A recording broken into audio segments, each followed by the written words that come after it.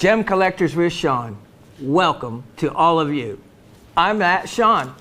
I just thought I'd mix it up a little bit there on that introduction. And you're hopefully seeing this show on Monday, and I'm not even going to try to explain the schedule of the last 2 weeks. Just know that it tells you that there are humans involved that do this show, and they're a wonderful bunch of humans, and things happen that just happen out of our control. We do our best, and sometimes that's not good enough.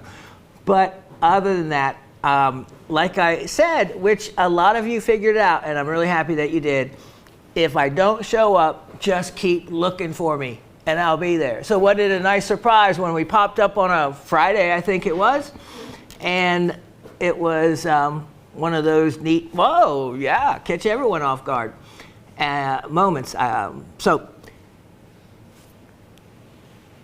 my intent from the last show was I didn't do a trivia question because we were going to be recording the next show too soon time frame for you to have answered it. So there's no trivia question, so we have that time saved. Just a little update. Part of the last couple of weeks for me has been additional illness, and yes, it is related to this house project. I think not only some of the physical work, but they're drying out the house now from the flooding, and so it's kicking up some really fine dust. It's probably all gold dust, you know, good stuff in there. But truly, actually, it is from the basement where I've run my sluice for a long time and whatnot, but and then the living floor, and it's nowhere even near. They try to tell us that we would have to be gone from our house for a week, and that's just not going to work for either one of us. With a business in home like we have, and with pets, and here's why. What we thought was a cheap floor in our kitchen of, you know, some fake wood. No, they sent it to the lab. It's actually real wood floor. And so they sand down all the rest of the floors, the entrance floor, so everything matches, and then they reseal it, and the smells and all this going on. No. Give me Pergo, okay? Give me something else. I'm not going to be gone. You know, most people would want to go stay at a hotel and be gone for, you know, a week. Well, not when, you know, they're just sending you up the road from a place I've lived for a few decades. Not much else, you know, recreational value around here. And then to be away from all my equipment in the shop and the business, not going to work. So we have to work something else out on the floor. This has been a difficult time. And there's something that I need to discuss with all of you, since you've been such a great family to me. And you know, I think I am seeing it in myself where I'm getting a little frayed around the edges. Now, we're all family here, and that's you've made me feel like I'm part of yours, and I hope you feel like you're part of this family as well. And when I first started here at Gem Shopping, like I guess close to 15 years ago now, you know, we did a live show for 9 years. We had the Monday, the Raven and I, Monday 3 a.m. to 9 a.m. for over 9 years in that one single time slot on Monday. I was a new guy at the time, and of course that's the slowest time slot of the week, and we really built that show up.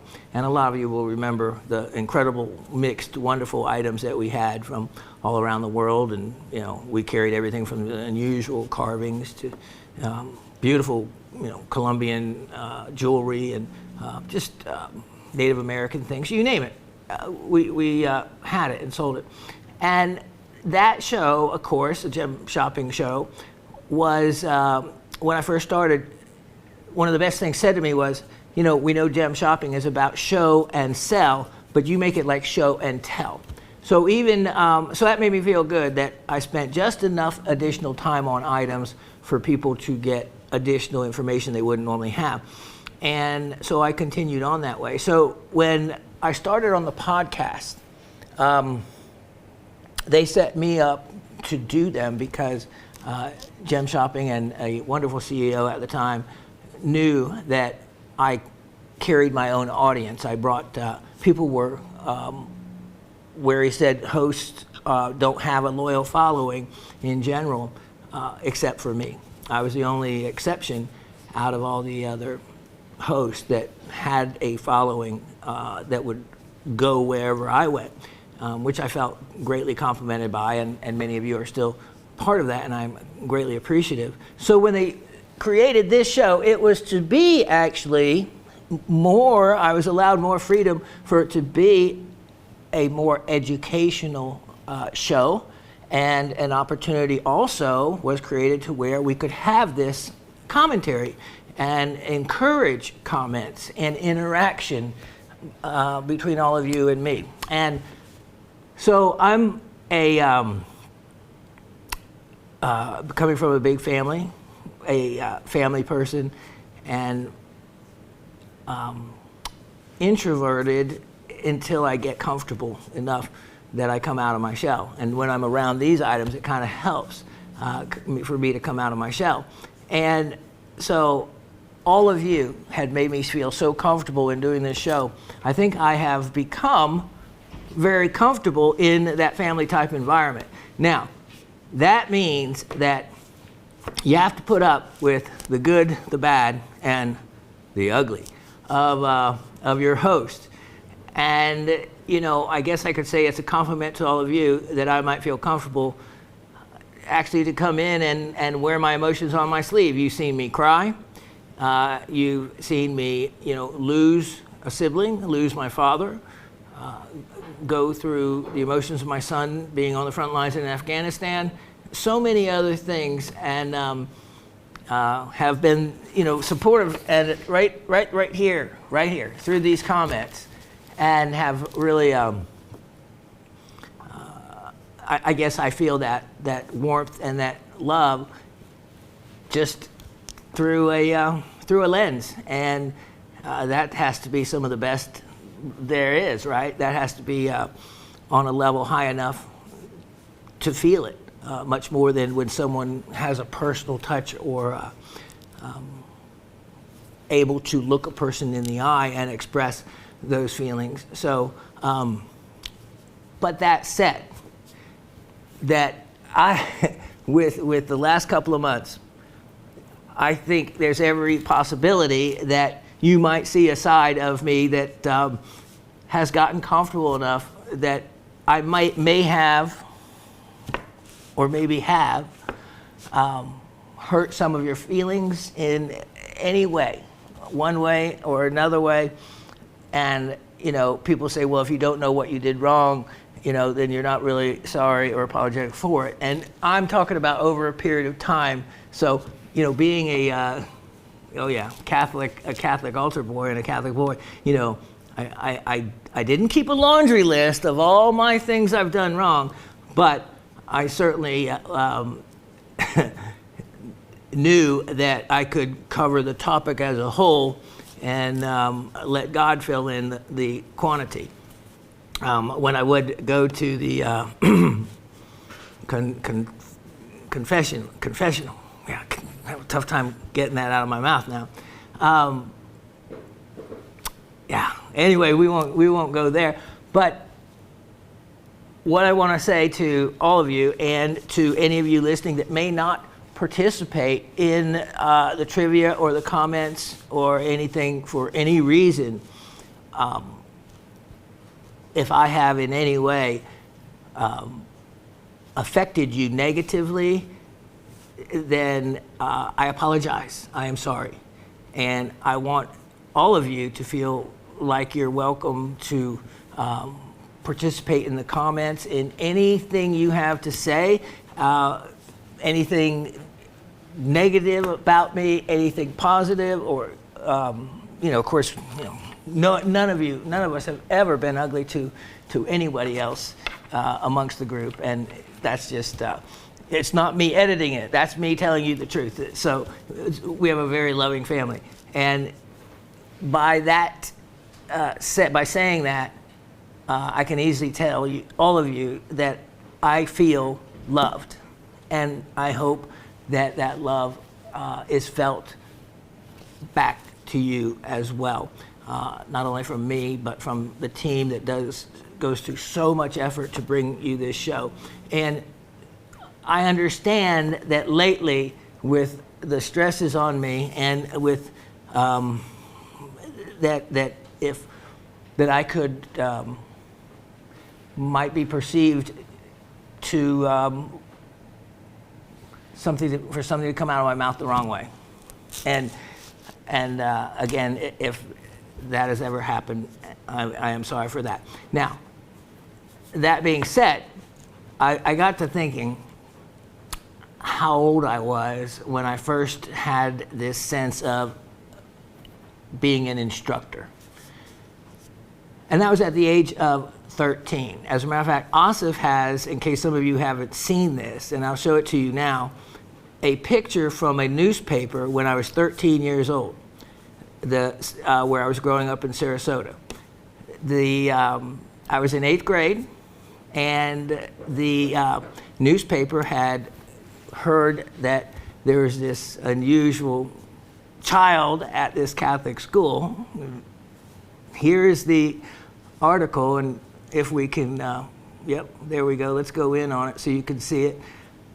There I am. Okay, the date in the top left corner kind of says it all. If we can zoom in on the date, there you go, perfectly. It's just important for you to see that because, you know, some of these guys around here, it's 1974, and they weren't even born. And by the time I was 13 when this article came out, so I'm 13 in 8th grade right there, and there's a picture below you can see with my glasses on, that's the one right there.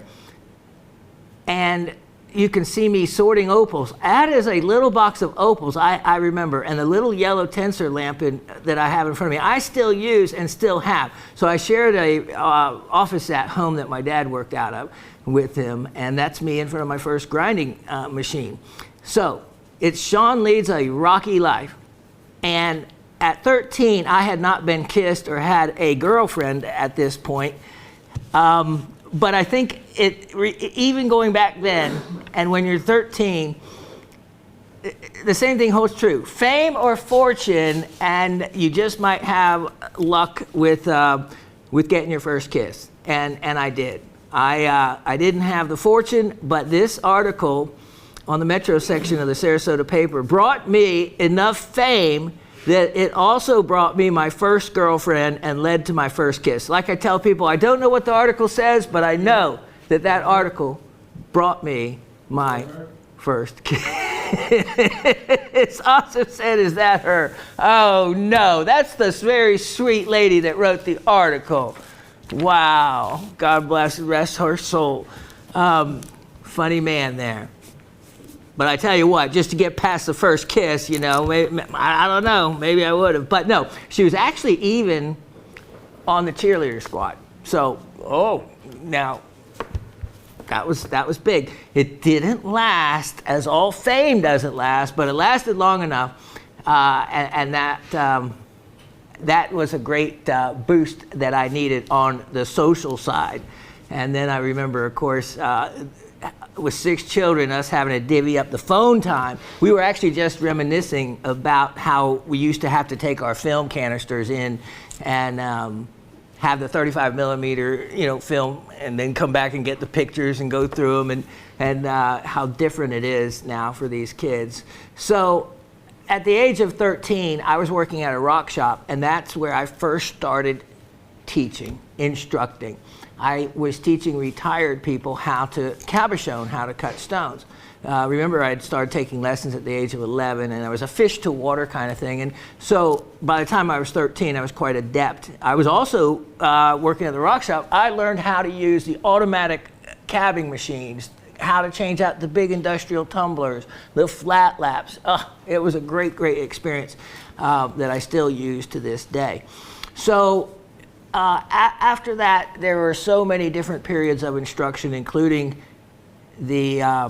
in the jobs I was at, when I had all these other goldsmiths underneath me.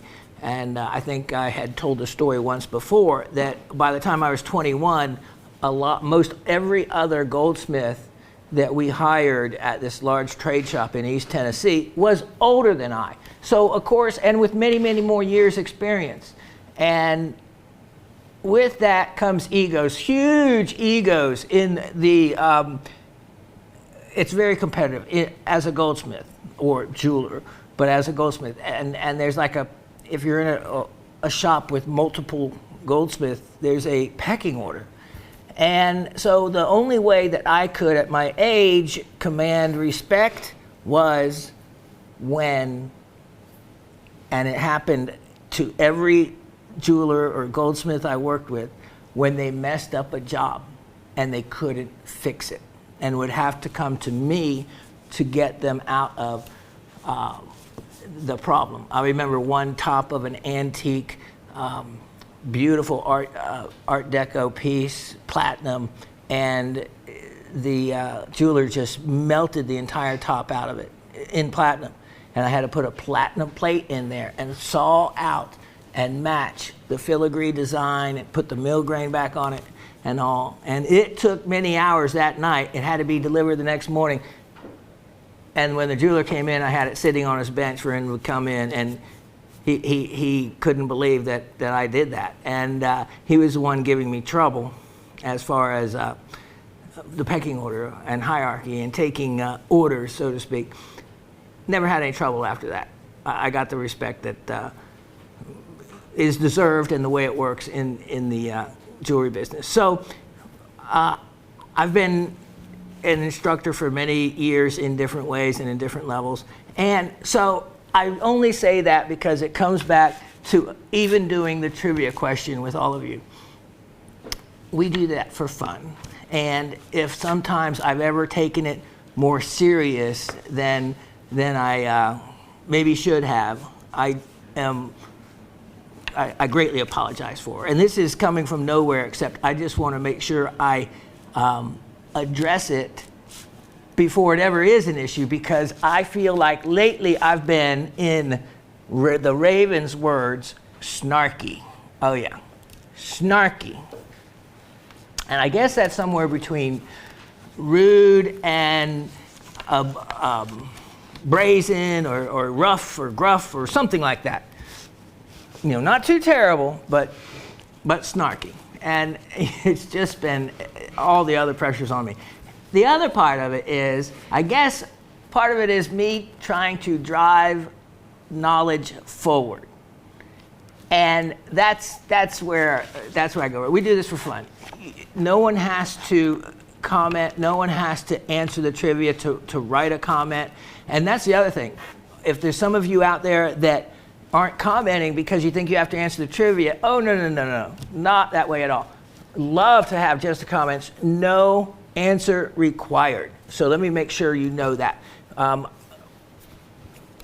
The trivia is just something extra, okay? I'd rather just read your comment. Don't participate if you don't want to. Participate if you do.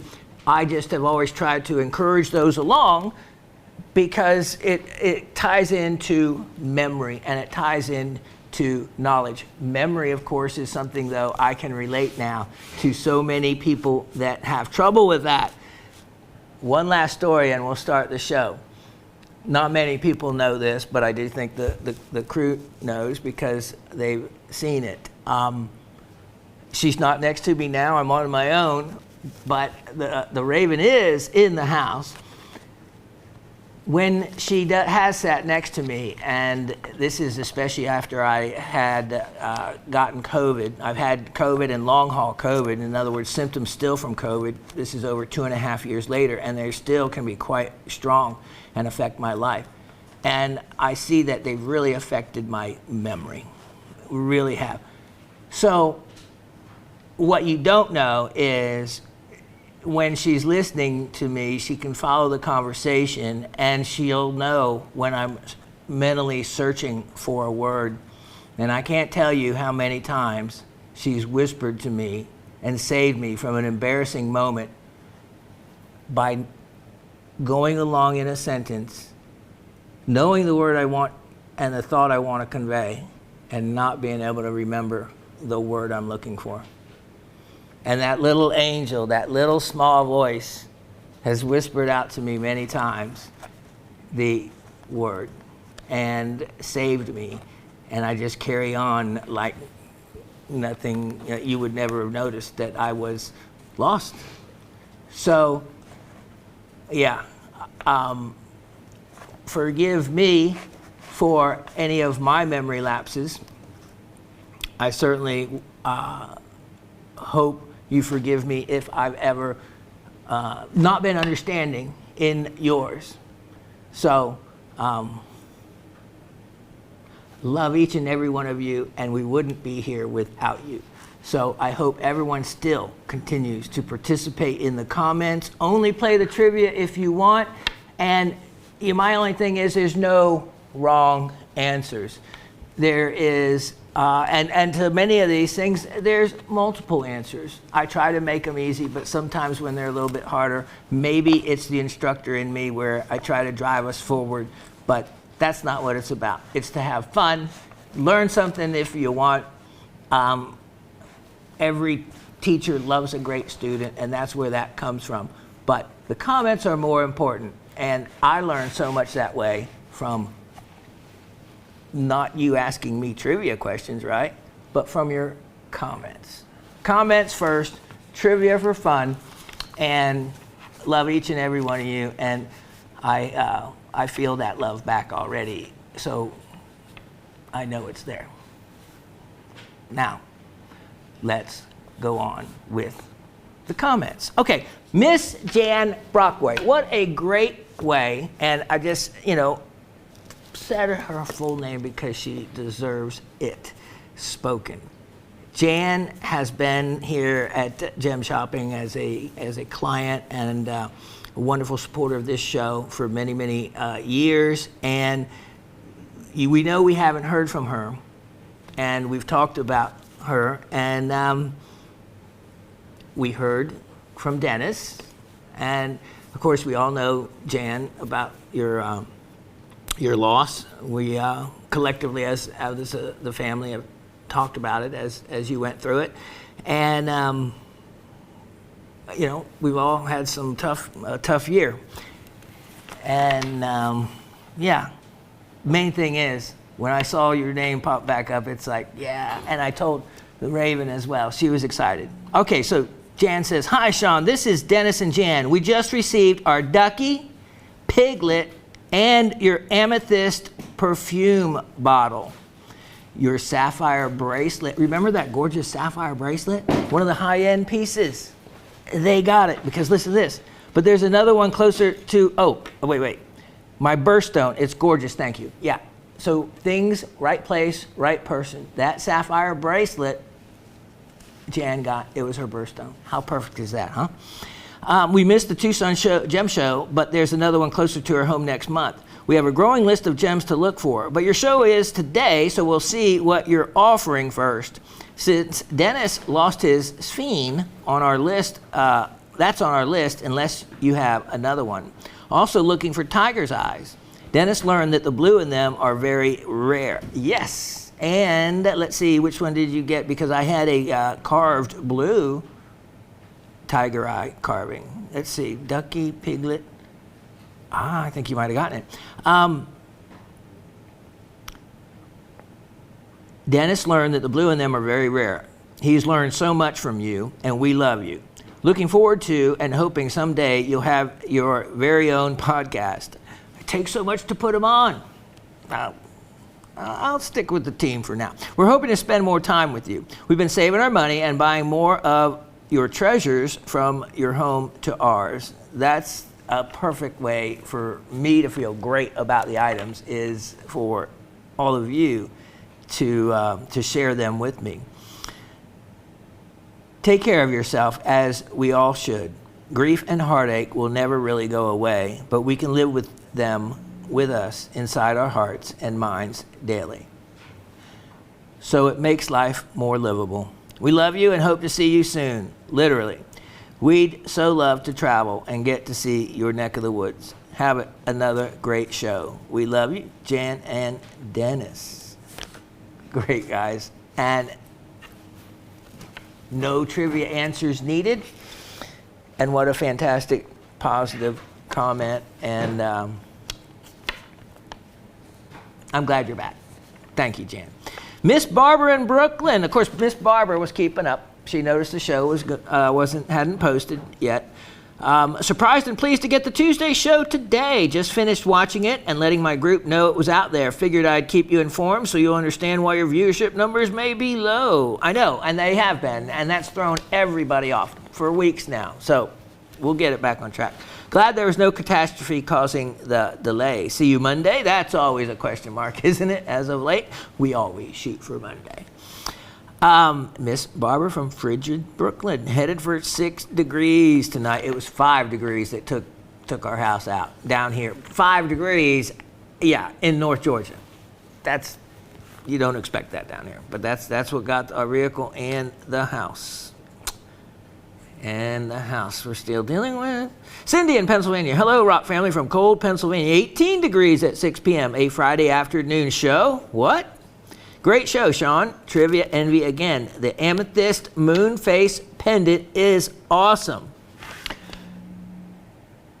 I know. And Miss Elisa got that, and we'll hear from her in a moment. But so let me just interject for a moment. When you say moon face, I really didn't know what to call that carving. It is normally referenced as moon face. So I actually looked up moon face, and here's where things can often go askew, that when you don't really mean it or know it, and it would be out of ignorance. But apparently there is a shape to a person's face that is referenced as moon face. It's a formation of their face, and oftentimes it can be through plastic surgery rounded out or something like that. But I just say that because something that I wouldn't think would be derogatory could be seen as such if maybe you were picked on as a child or called that or something like that. So it's not really a man on the moon. That's what you want to say, because that is the concept of that carving, is because, of course, the man on the moon. But it's really not the man on the moon. So moon face is the best description of it, and I stick with that. And but that is some of the length and effort of and how I learned things, by not only trying to be politically correct, but being curious. And I learned. So then it goes on to say, Asif was the one who told you the 3 kings question was so easy, and we would all know the answer. So you said make it extra credit and used his rapper question instead. Is that how that happened? Why so many people answered the 3rd question for the 2nd. Please do show an item or 2 per show of the high-end estate items. Have you sent any items to the other shows yet? I watched those estate shows and have wondered if any of the items on the estate shows are from your collection. Okay, you all take care, stay warm, and see you next week. Cindy in South Central Pennsylvania. And fave of the show was the Australian emerald ring. Someone has got to get that Australian opal ring. If you haven't yet, not Australian opal, it's easy to say that. You don't normally want to say Australian emerald, but it is such a unique piece. And remember, that's from the Aga Khan mine, a very, very, in Australia, amongst the mineral dealers, a very desired source for anything to be from, let alone 3 matching emeralds. Incredible piece, and especially for the money. I think it was only $888. Like I said, it can never be less than that, but it can certainly be more if it does go to other shows. And yes, as a matter of fact, right now, there is about a dozen pieces being processed for a multi-show estate sale this weekend. And of course, Gem Shopping has incredible items all the time.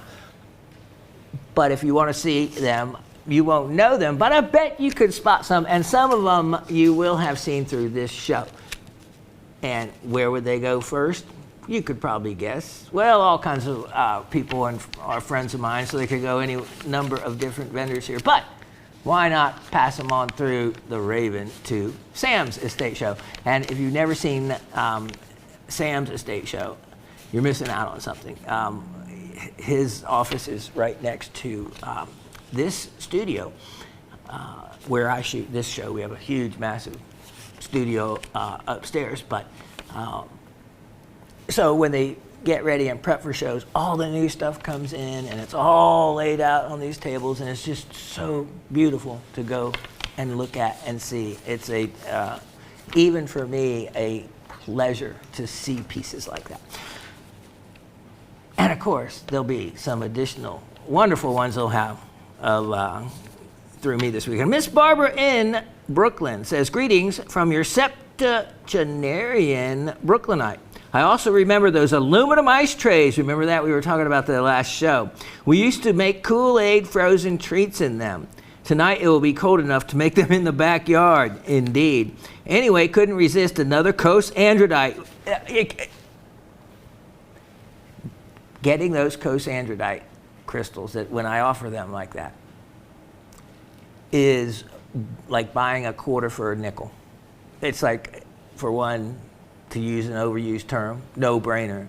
And secondly, go find another. Go find another and see what they'd be asking for it, for one. And that's if you can find them. They are rare treasures. And make sure everyone listening to me gets one and has one.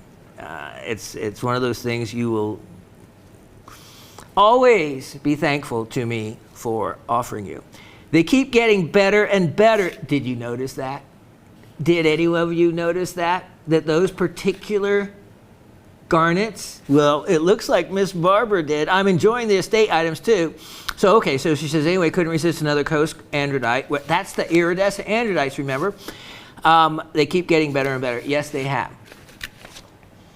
And here is what I'm going to give a little secret to, if you want to improve some of the faces of those androdites. And it's not, it doesn't affect the altering the crystal at all. If you notice on some of those faces of those androdites, they have a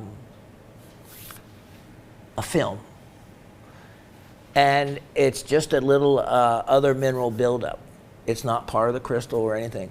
But if you have a flat lap, like a diamond lap, or a very flat lap, and use diamond, it only takes, so Anthony, Harry, if you have them, it only takes a moment on that flat lap, and bam, you can remove that film. I've discovered this, because I tried every other chemical way and whatnot, it didn't work. That did, and it really brought out the entire bright face and the entire iridescence, as it should look.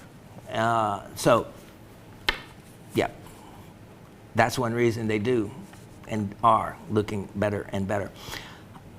Okay, so I'm enjoying the estate items too, and then, and you move through them quicker than the specimens. So it seems prudent to do lots of them and get more money faster for the toothy, the glasses, and whatever else ails you. Plenty.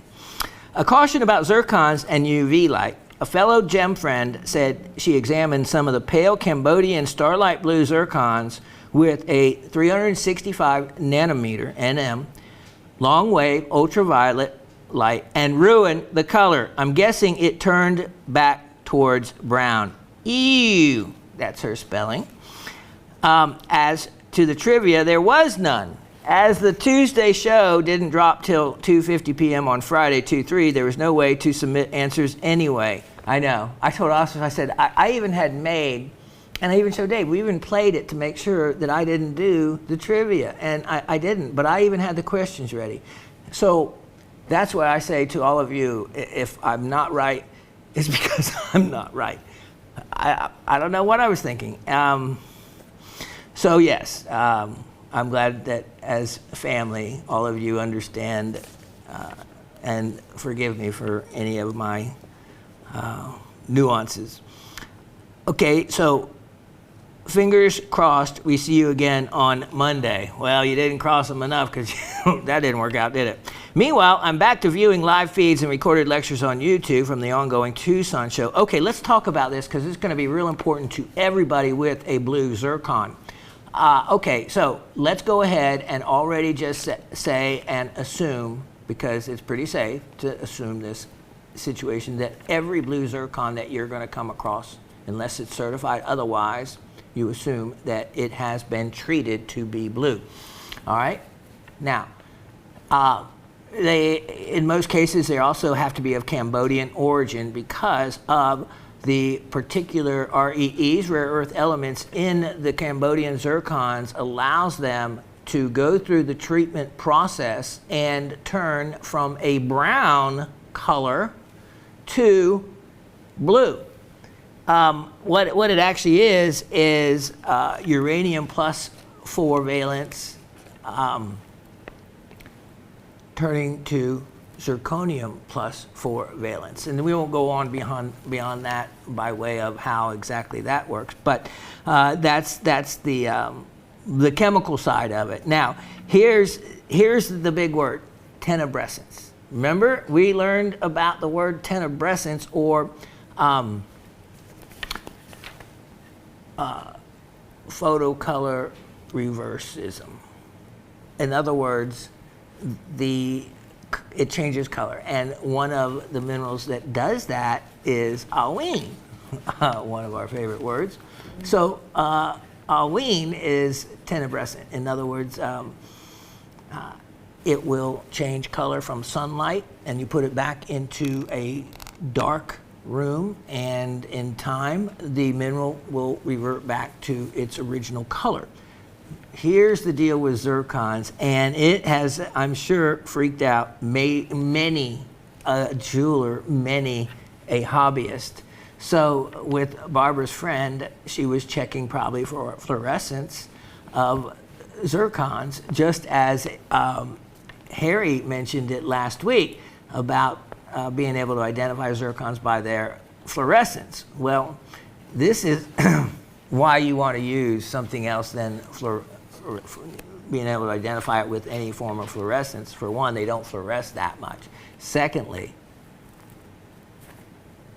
long wave ultraviolet light, in other words, the same light used for you ladies to cure your fingernails with that type of glue, or that you would, a black light that you would use for any other purpose. It only takes less than 5 minutes of exposure to that long wave ultraviolet light, and it completely will reverse the color blue and turn it back to its original color, which is a champagne brown. Now, granted, if they're polished nicely, and I had a lot of them and I sold a lot of them, the champagne to brown zircons cut well. They look like a cognac diamond, you know, but they would look certainly better blue, right? And it takes very little time, and that's why also, remember, 95% of the ultraviolet light we get from the sun is UVA. That means right at under 400 nanometers. Most black lights are 395 nanometers down to 365 nanometers. And so the lower the number, the more dangerous, basically. The one that really is dangerous is the UVC range, which is like below 300 nanometers. And that's the one that can really damage your skin and other things. The ultraviolet light spectrum is below 400. The visible light spectrum is 400 to 800 nanometers. And so right at 400, if you've looked at your light, and right below, if you get towards 365, the color of the actual light is around a bluish, kind of whitish light. At 395, 385 in there, it's a kind of a violet color light. Do not use them on zircons. It will remove the color. But here's the most amazing thing, and if you want to really impress your friend, tell them that you're going to restore the color in their zircon. They won't believe it, but you will. 22 watt bulb. That's the kind of watt bulb that you would use, let's say, the refrigerator bulbs. Incandescent, not one of these new bulbs. No, it's got to be one of these old-timey incandescent bulbs. Put it 1 centimeter away. That means, let's just say, a little less than ½ an inch away. So very close to the bulb. And you will, unbelievably enough, take that EU zircon color and it will revert back in less than 20 minutes to the blue color. And it will restore the color all the way. Now, I have not talked about this because I didn't want everybody going and taking their blue zircon and going and frying it to brown. And then if you weren't able to change it back and say, you know, Shawn told us that we could do this and it worked. REEs become important, rare earth elements within your blue zircon. I can't guarantee that your stone will have all the right ingredients for it to do what it's supposed to do. But if you have others or small ones you want to see, practice, try, it would be fun to actually do that. And tenebrescence, reverse photochromism. And that's the other word that means tenebrescence. You just never knew that zircons could be done with it. And what people don't know, including almost all goldsmiths and jewelers, remember, they're not gemologists. Even gemologists don't know. This is something more along the line of gemstone, people who treat gemstones. This is the kind of knowledge that comes with that, which, of course, you know, I treat a lot of aqua. I've treated a lot of different gemstones over the years and have the ovens to do them, including sapphires, pulling a zero pressure, in other words, in a full vacuum on sapphires in a almost 3,000 degree temperature oven. That's a real trick. But that's what it takes to heat treat, like doing these Montana sapphires and this Gouda material that they're doing. So if your friend still has that fried stone that's brown, tell her, give it to you. Let's see what you can do with it. And marvel them, because you'll change it back. Okay, Mr. Anthony in Massachusetts. Hello, all. The show didn't air until 2/3 on Friday night. In response to you asking what we want to see in way of more specimens or estate pieces, or in general, for me, I don't have much to do with estate jewelry. However, if I see something that grabs me, I must have it. Well, then. I have, since you started showing this amazing group of estate pieces, picked up 2 pieces of jewelry among other items. As you know, I keep an eye out for things I can use in my own pieces. I do collect some garnets, especially androdite, from all locations. That's a smart move. I hope that helps. This week I scored some of the Alaskan alluvial jade. Also, I must say the unusual pieces she collected, especially the moldavite and iolite jewelry pieces, not to mention the hand-carved large and small pieces. Thank you for sharing this collection. The Australian emerald, wow, looked like para-eba tourmaline. It absolutely does. Kind of cold here today, record-breaking cold, standing temperature -8, wind chill -15 in Boston, but all that wonderful snow you guys got. I'm dealing frozen pipes today. Oh, well, sorry, never mind. I know it dipped down to you guys as well. Stay warm. Asif definitely has a fallback career. Eyes down as well as a big balloon. Yeah, as my military son said, he goes, I said, well, what's your reaction in the office? He works in a DC office. To the balloon, he goes, well, it was quite the spectacle, wasn't it? Yeah, and remember, he can't say much, but that's what he said. So you can imagine what it was. It was quite the buzzword. Harry says, well, hello, Professor, and the Ravishing Raven, and the cool cats at GSN team, and all you lovelies out there in Trivia Country. Oh, man, you just totally flopped all 3 of my amber pieces with the hot pin method you mentioned. Remember, Harry asked about the best way to be able to identify some amber. And, yep, I tried it, and they all melted and made a lot of stinky smoke. Darn it, must be copal. But I found another way to test it and saw all of these float in salt water. And I have to ask, is that a good test method for amber? Okay, now you probably will tell me not to use the saltwater test.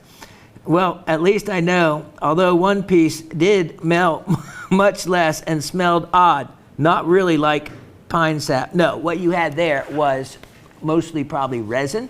So they have an item that's like a plastic resin, and it has that smell. It will react a lot harder to the pin test, but the smell is very acrid and completely obvious. So remember, keep a little piece of amber that you have for a reference item, so that you can always burn it and smell it and then test your other items.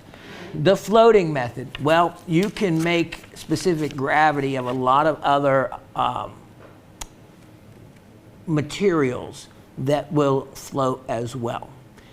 It's one method that you can try amongst others, depending also on the particular specific gravity of the amber itself and the amount of organic material in it.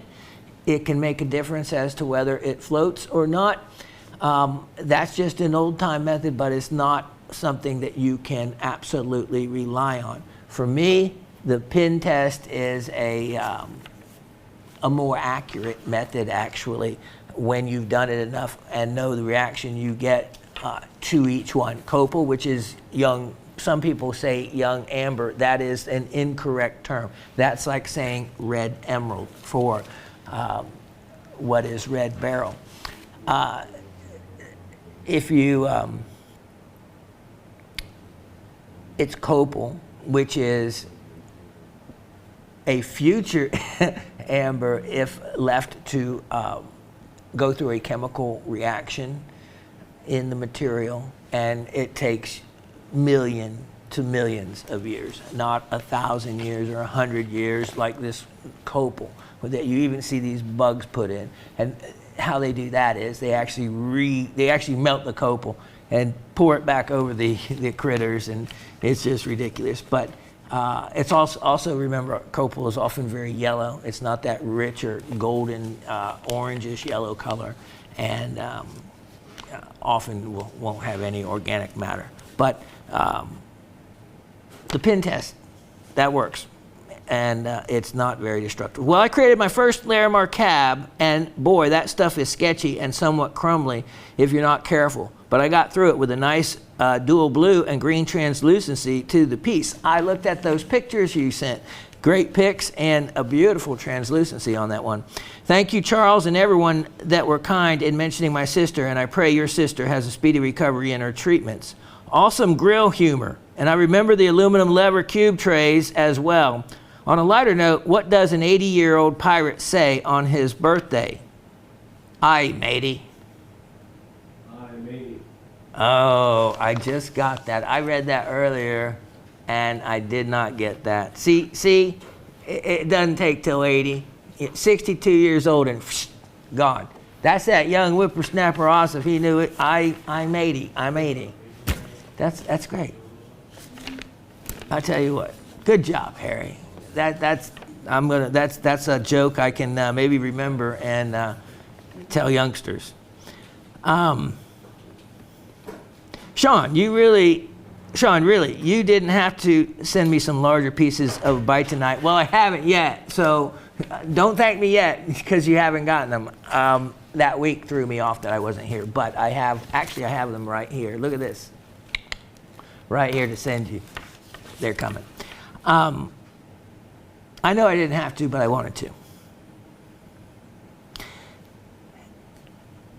And as well as, Miss Peggy, also on your item, I want to make sure that I make that right for you on that piece that you mentioned to me about.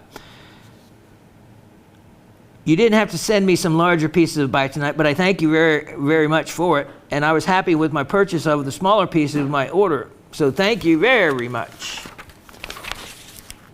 Oh, wow. That's a nice eyelet bracelet. Very nice. And to get the stones all oriented to go clear on the one side shot. What a beauty. Wow. Super nice lapis stones. Man, that's a dark color. I've never seen lapis that dark. That was a beautiful quality lapis. If I can come up with some extra money this next payday, I will see if they are still available. I hope they are. But normally, I'd much rather get a good rough and make them myself. I'm doing a discussion on garnets and on polishing of quartz in a live in-person speaking engagement at a Gem and Mineral Club on the 17th. I'm going to be bringing the iridescent Japanese rainbow androdite garnet you sent us all. So it's nice. This little crystal will be a special thing for a lot of folks because I bet most of the audience have never seen one. I would bet they have not either, especially the Japanese iridescent material. Is it just the one that I had sent you, Harry, or hopefully maybe you got one of those other one or two that and got in on those that were bigger and even cuttable if you wanted to. I'm going, let's see, because I bet most of the audience has never seen one, and I'm happy to bring it along with me. So in essence, I will be bringing you along as well as speaking to my event. Can't wait. And it's a paying gig as well. Well, you are a professional then. Paying gig, you are a professional speaker and educator. Call yourself professor. That's pretty cool. I've been putting a lot of notes together on the basic 7 varieties of garnet. So far, so good. As for polishing quartz, that will be easy because of my experience. Back to the show. Very nice Madeira, my favorite by far. What's with the large fracture on the jade pieces? Not fractures. It's actually the way the jade forms. Sometimes it'll form in these kind of like lamellar sheets at the edges, and it looks that way. And if you just cut past them, you'll clear that material and get it. Just from the outside it kind of looks layered like that, but on the inside it's different. Is this going to be able to cut clean stones? Well, if I knew that, I'd probably have kept them all. Again, you got to cut into them. There's going to be good cutting material in pretty much any of them, I would think. Well, I cannot afford even a $300 item, and I am speaking for myself. And if you want to bring in higher-end jewelry, that's up to you. This is your show. I just found out I am past the deadline for the trivia. I guess I'm going to send this to you now. Much love to you all. Much love, Harry. Love back at you, Harry. Shawn, I really am surprised at you. This is from Harry. I am going to say this to you in all caring, but you cannot go into dusty, musty basements, attics, uninhabited areas, spaces not previously occupied without having a mask on your face. You're right. A respirator. So please, brother, don't do that, and your symptoms could have put you right in the hospital, and I thank the Lord you're okay. Lovingly, Harry. You're right. I used to have a really nice respirator. It mysteriously disappeared. I mean, truly, one of those mysteries of life. It was real expensive, but no one had been around me. It was when I was doing a lot of gold assaying anyway, it was a real good one. Miss Elisa says, hello, Professor Shawn, the lovely Raven, GSN crew, and the Rock family. Shawn, thank you so much for the beautiful amethyst pendant. I actually like Mystic Topaz. She won the free item. I know it is a man-made. Well, the topaz is kind of real. It's just kind of man-covered, diffused. But I think it is a really cool, innovative creation. You know, so many people really do. I can't say anything about it because that's all that matters. If it's pretty, you like it, use it. A lot of people like the look of that. With that said, I also like your idea of smashing it out and putting something else in there. I'm going to keep that in mind for a future project. Thank you. I only say smashing it, and if you want to, here's the thing. Unintendedly, if I was like to set that stone, it would break, right? Okay, it would just break. But when I go to try to smash something out and don't care if they break or not, they almost never do. So instead of smashing it, do this. Go ahead and take like a punch from behind And even if you want to put a little piece of rubber or cardboard between the punch and the stone, and just from behind whack it. Silver is very malleable. It will most likely, the bezel will give, the stone will come out in one piece, and you can still save your bezel to use again. I say that because if you try to pull up bezels, people end up tearing them up, and it's just not a good way if you're trying to reuse the piece when you have a stone in it that is of no value. Better to get it out even if you have to smash it. So thank you. I wanted to say that I'm interested in some higher end pieces, but only as investments for future resale, and this is something I am not actively doing already too. I hope you get enough feedback to know what direction you should take. I am glad the packers got your basement all packed and that progress is being made. I hope all the work is completed quickly and that your basement is even better than before. Take care everyone and have a great week, Miss Elisa. I know.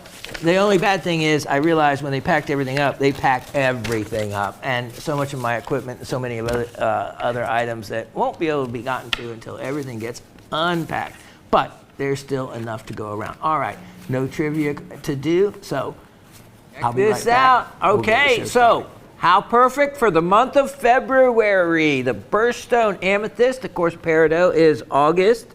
And what Raven said, she loved the color, these two together. She actually liked the two of these together. And other people must as well, because in designs, I really see these two colors used quite often. So you know me and the stickler I am, even though it is acceptable, it seems, that lab-grown amethyst is something that we're just going to have to live with, and it's accepted to even be used in jewelry, but you're not going to find it in anything I have unless I tell you that it is. Well, this is natural amethyst, and it's one of those estate rings. So, of course, you know, because she had a large finger size, these are great because it's a lot, and look, so I had to add silver to the bottom of all these because they came in stock size.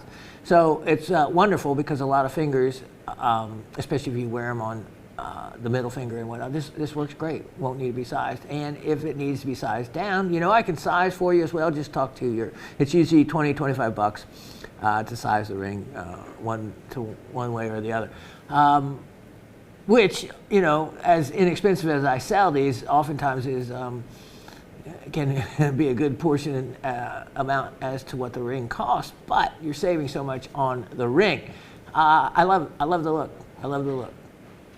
And price on this. Ready, set. You're gonna love this. Look at that. Look at that. All right, you're gonna love this. Ready, set. Price on it. Let me make sure. $38. Wow. Only $38. Okay. Now let me. They gave me a lot of these really nice things to wrap things up in from inventory department where other things are left over from sale. So we recycle a lot around here, which I like. So let me just show you. So I got to brag a little bit just to show you that what gem shopping does. So other vendors and other items get sold and then they get repackaged.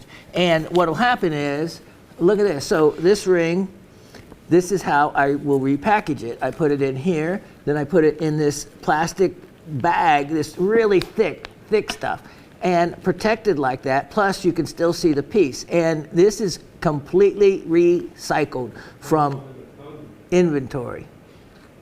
Yeah? It works, yeah, it really works great. Really protects the piece. And we reuse it over and over again. Okay, you guys. Yeah. Now, next, if I can get focused here. Let's see, 11/01/13/23. 11/01/13/23. And do you not have that? It is 11/01/3/23. You want me to show you? Here. And I could be talking about it at the same time. So it is Tanzanian Tanzanite. Look at that. This is 14 karat gold. 14 karat gold. I actually had to look at this carefully to make sure they weren't sapphires because they actually had so much brilliance. Look at the cutting and how bright they are. Heavy. over 3 grams in weight, and you can see how nicely it is made. Nice large bale. It's an estate piece. It's about 1 inch from the top of the bale to the bottom of it. Are you good? Got the info? And as Dave comes in closer on it now, we will see what I mean by how bright and how sapphire looking they are. But nice weight to the entire piece. And the opportunity on it is just that. It's really a lot of the value in the gold. In the gold. Gold has been going up, up, up. Gold seems to be really strong. And I anticipate that that is going to be the case for some time. And if not, for a long time. So I got to go dig up some more gold in the backyard. Price on this guy, $188. Only $188. And that is a chance to save you a lot of money. Now, of course, I can't do all this fancy things like the girls do, but let me put it right there on the pendant thing for the moment, and maybe it won't fall off while I grab so many other cool pieces I have. I don't know really where to start. Now, let's look at 1101-623. Oh, is this the one I'm thinking of? This is, I put this in a good box, so it probably, oh, it is. Wow. All right, this is something you have not seen since the days when our founder was showcasing so many of his big, large, beautiful stones. And this is when you would have a chance to see pieces like what you're going to see, except his were on a scale even above. I'm trying to, and when I was first brought in here as a gem shopping host, I was actually brought in to specialize in selling our founders' gemstones because of I knew the knowledge that would be required to go behind and sell these pieces, like a 70-carat beautiful white sapphire. Sapphire in its pure form without any other just perfect Al2O3 is a clear white stone. It is actually so much more rare than a sapphire with color that a white sapphire is quite the jewel. That's not what I'm getting ready to show you. What I am getting ready to show you, hold on, I have to do all this. Haven't showed a nice big lovely gem like this in a while. Let me put this right here. Let me pull this back and let me show you a stunning monster size almandine garnet. And I'm talking about a size that you have not seen in a long time. This is from my own personal collection, and obviously, as a being my birthstone, of course, that would be something in my collection. Now, I really don't want to get my fingers back on it, but let me get my tweezers here, and I'm not sure how well it will fit in them, but we'll see. Okay, now, this is, look at this. Look at that. Look at the reflection and the colors. Now, almandine is known as the iron garnet. Look at that. Now, can I say this is all pure almandine? Absolutely not. Looking at it like this with a little bit of purple in it, I'm not so sure that it couldn't be leaning towards even a having pyrope in it. If you have pyrope and almandine in the right percentages, you have a rhodolite garnet. What makes this, look at the red, and then you see the purple colors. Look at the orange. This is a stunning, I only found one little tiny inclusion in it. Now, garnets are known for having a lot of little tiny sand kind of particle inclusions. This doesn't have anything like that. Doesn't have anything like it. 18 plus carats. And look at that, it'll fit right at an 18 by 13 calibrated setting. And wow. Now, they have to often cut garnets because of the strong saturation of color shallow and to the point where they window out. In other words, you can see straight through the middle of them because if they cut them too shallow. But they do that to make the color not so saturated. This one, they didn't do that. This one has got a full normal depth and normal crown, and also you can see the light coming from the middle. There's no window in this one, and I like that. But if someone was inclined to want to recut it, there's plenty of material to work with on this to recut that gem if you were so inclined to do so. This is a real rare size. It's a rare size to be that big and be this clean. Of course, the larger stone is, the greater chance there is to have inclusions in it. Now, let me show you with my hands so you just get an idea of just how big that is. Garnet, this kind of garnet, hardness 7, 7.5. Specific gravity can vary just depending on, how much other impurities are in it. It does have a pull to a magnet, not a real strong one, but, telling me that it's an almandine garnet mix of some kind. There could even be spessartine in it. There's all kinds. Garnets, to be able to say something is a pure almandine or just a pure pyrope or pure anything in the garnet world, it would have to be chemically checked. Other than that, you just can't really say. So the closest thing I can get to it is certainly an almandine. But look at those colors. It's really beautiful.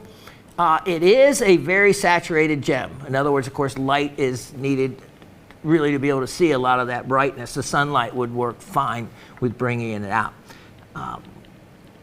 To make it smaller, to try to lessen the color, I don't think I would have done that. I think I would have gone for the 18 plus carat size of this also.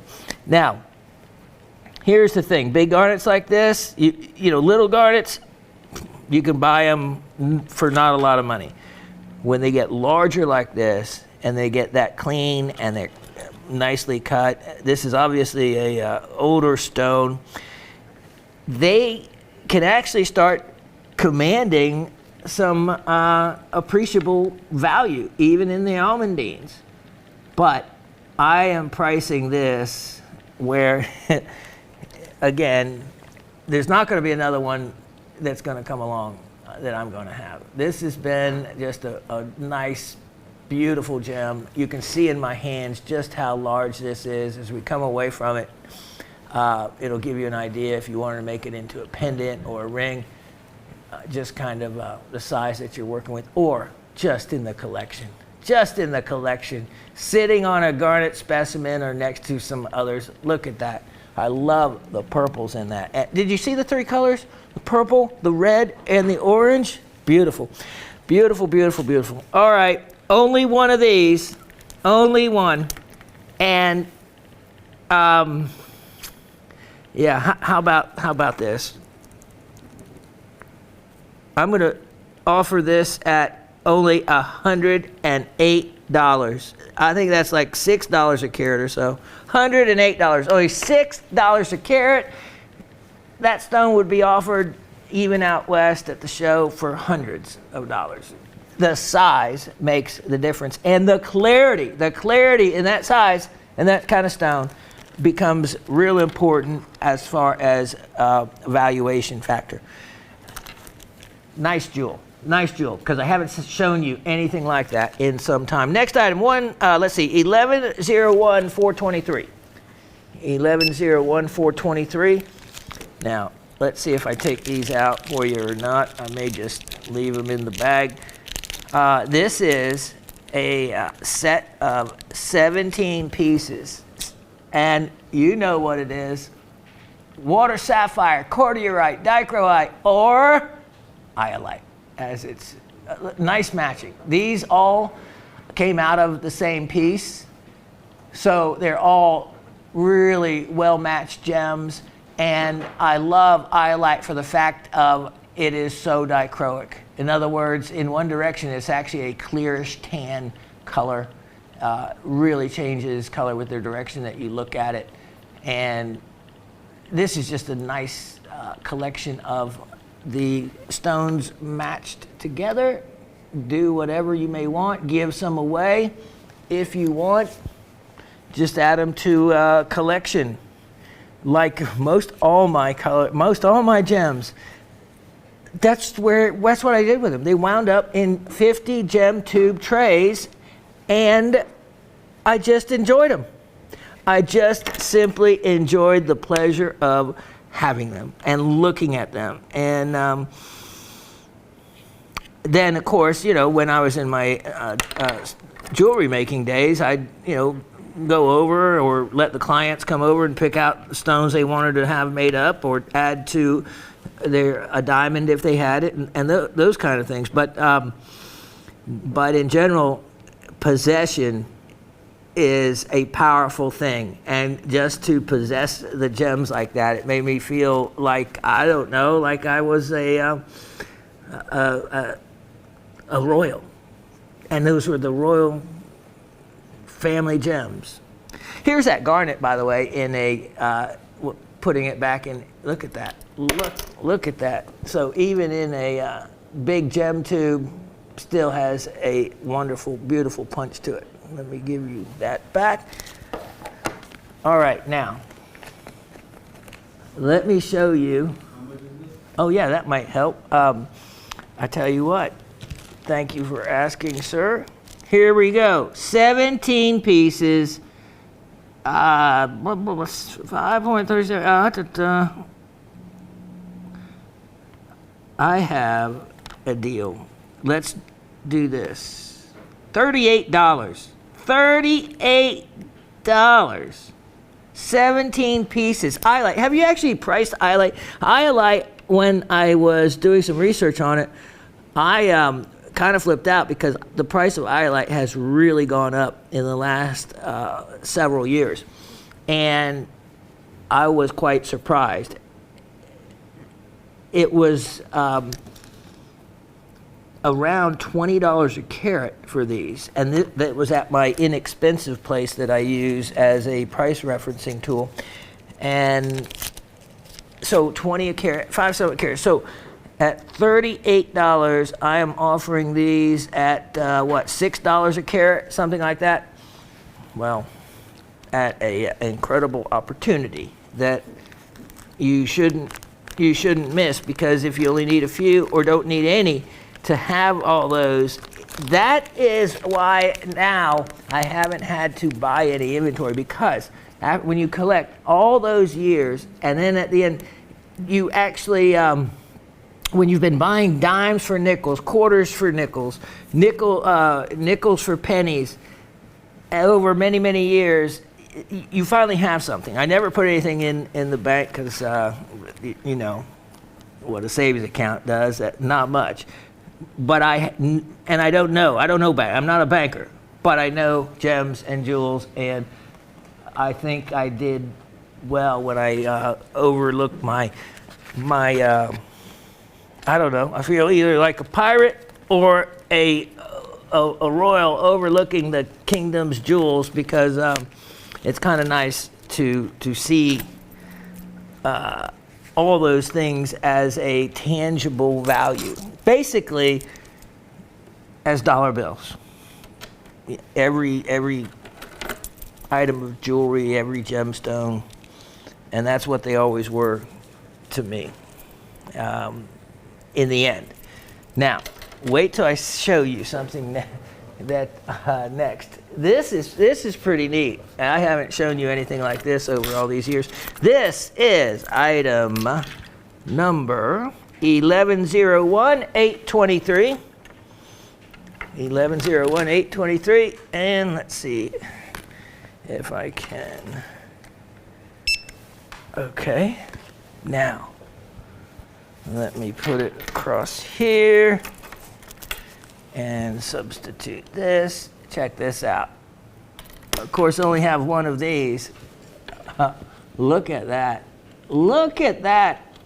Mixed gemstones, because there wasn't enough room to put the name of all these stones. So I'm going to tell you real quickly what these are, so that if you do purchase it, you can play it back and then you will know.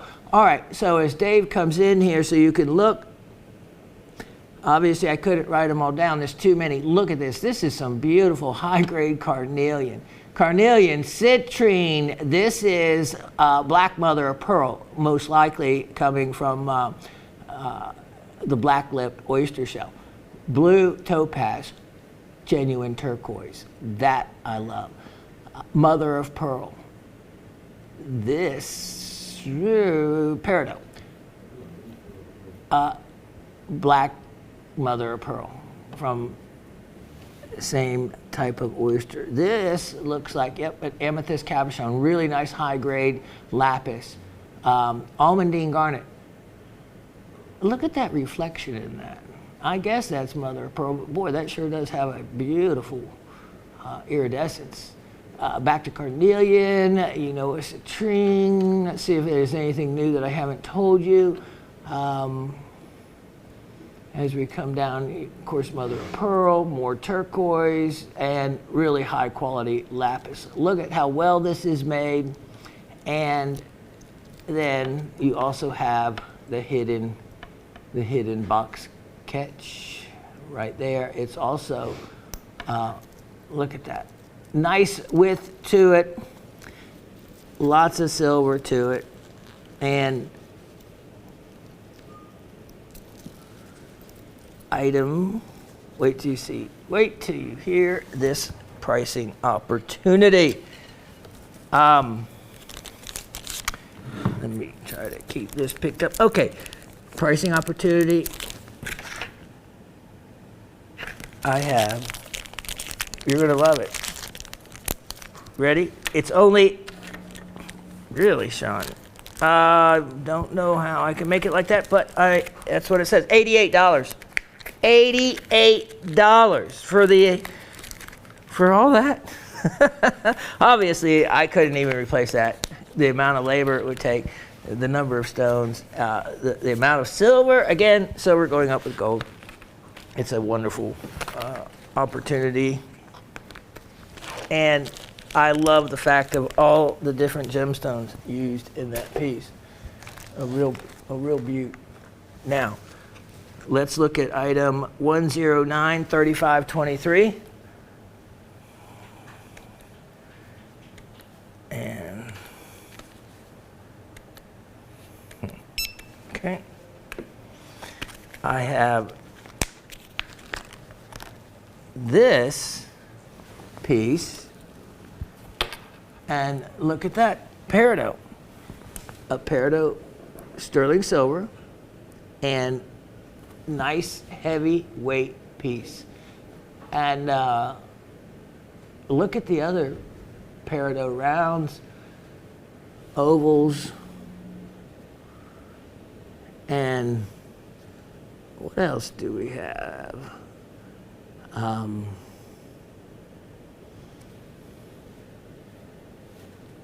Nice thickness to it.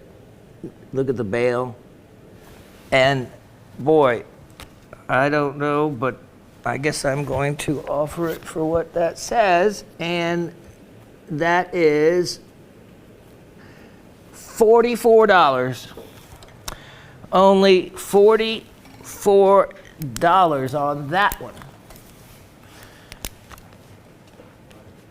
That is a discounted opportunity, obviously.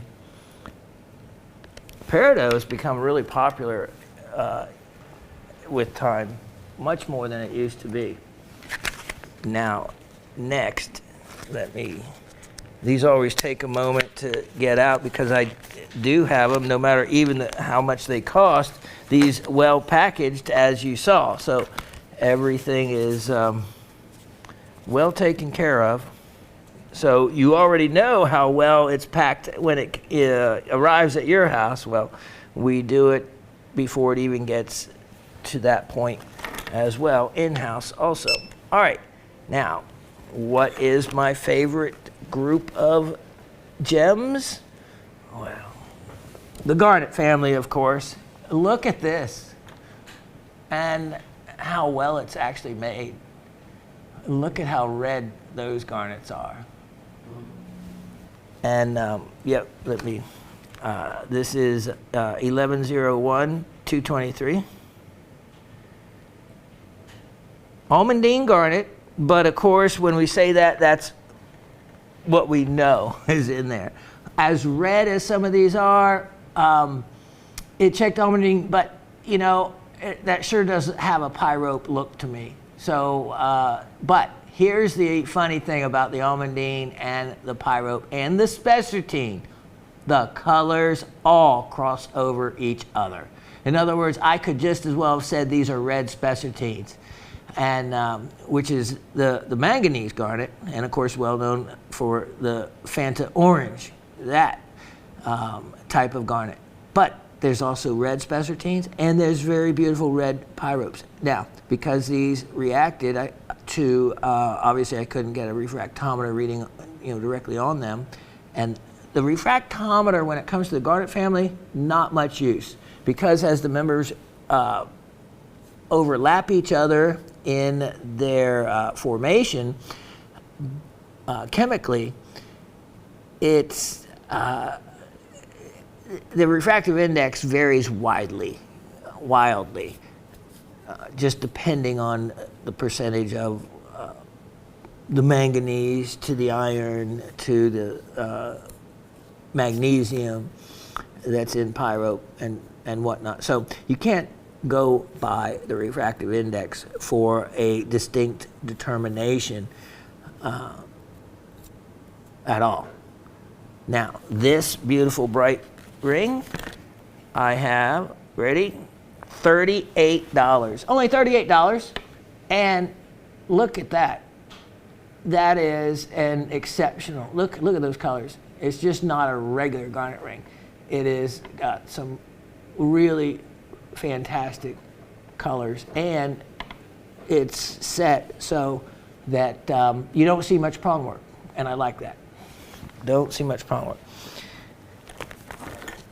All right, okay, I'll clean up in just a moment. Let me show a couple more items. 1101 523. This one you haven't seen before either, and it is for those of you that love tanzanite.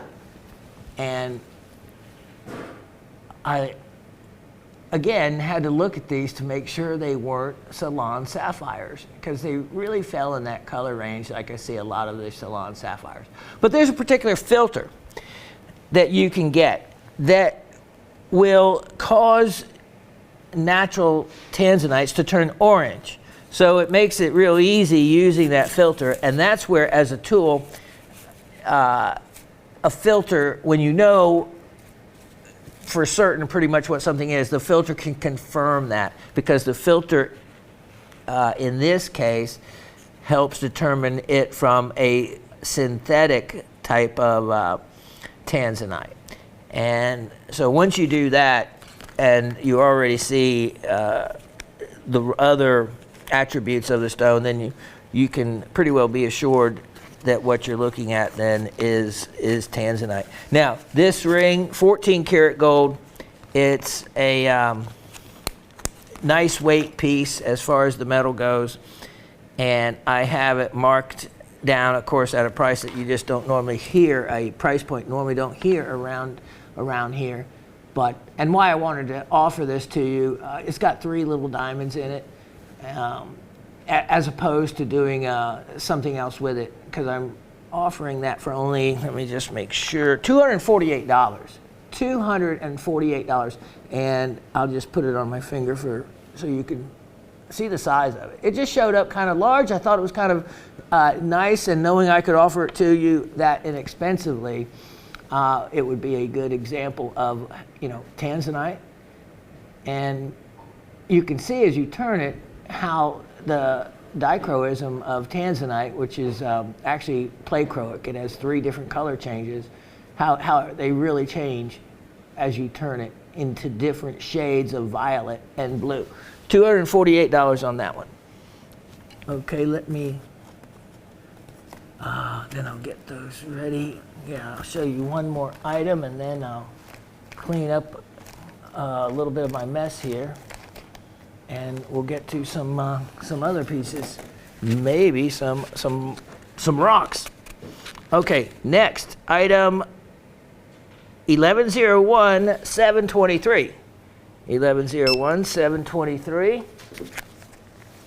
And this is, of course, one of, and I think you'll really like it because I really liked it and Raven really liked it. Okay, check this out. Look at this. Again, sterling silver. Wow. Look at that. I love it. It was easy when I did mixed gemstones for the most part because you know what these are.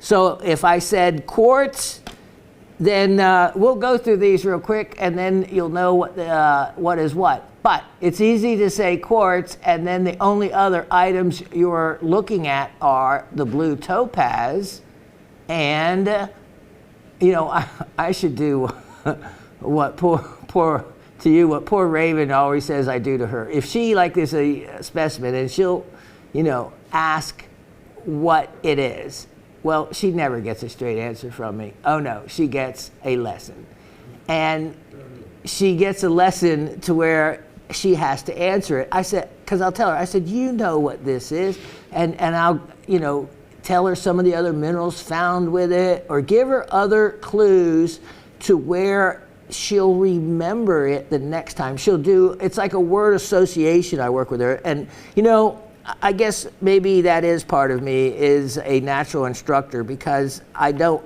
just give anyone the answer. I give them the tools to come up with an answer of their own, and even if it's a wrong answer, that the most important thing is that they tried and they answered it.